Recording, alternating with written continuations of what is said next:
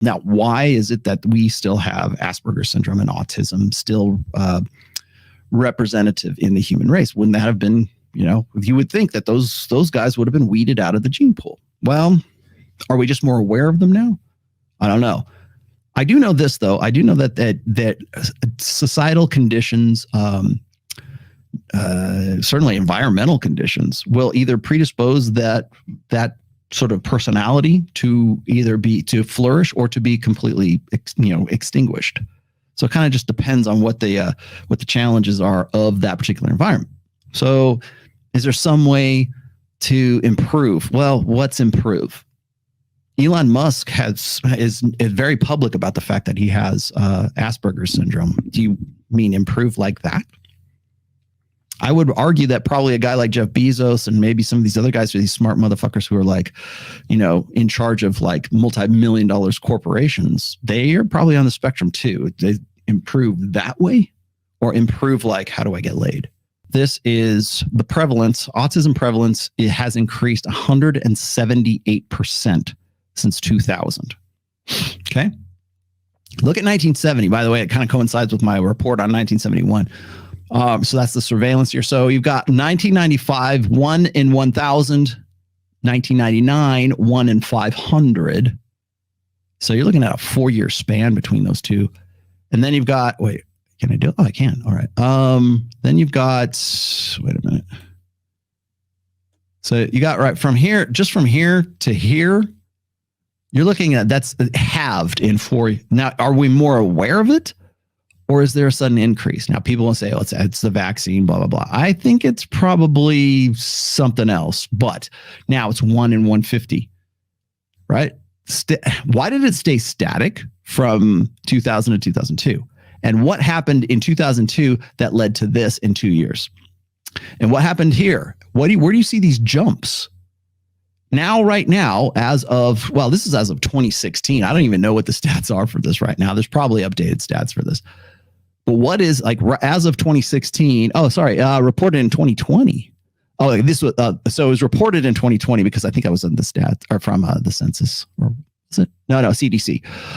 Reported by the CDC in 2020. As of 2016, it was 1 in 54 individuals. That's a if you look at that spike, that is a very, very significant spike in autism. Is it something chemical? It could be. You guys, you tell me, man. I'm not an expert in any of this. But I would say this is that if that already existed, there are certain environmental considerations, whether that's, the rise of the internet, which is where I would go with this, but that's just me.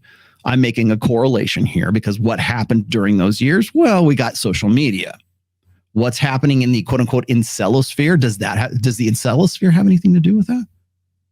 Is that why the incelosphere sort of exists? Because more boys, and by the way, it is boys that are more autistic than girls.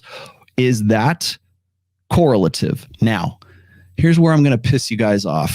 And I apologize in advance for doing this because this is really going to ruffle some feathers. But you know me. Here we go. A study of over 600,000 adults finds that those who are transgender and gender diverse are 6 times more likely to have a diagnosis of autism than cisgendered adults, meaning heterosexual, heteronormative adults. This is from nature.com, elevated rates of autism. I'll give you the stats. This is Claire Lehman. I kind of have mixed feelings about Claire these days. She's kind of, in some ways, she kind of jumped the shark, and in some ways, she'll throw something out like this as of 2020, and this really ruffles feathers. So 600,000 adults, those who are transgender and gender diverse, are 6 times more likely to have a diagnosis of autism. How does that gel with the let me throw this away here. How does that gel with that spike in autism? You want stats? You tell me, man. You guys tell me. I just work here. That's definitely correlated. Let's just be honest here.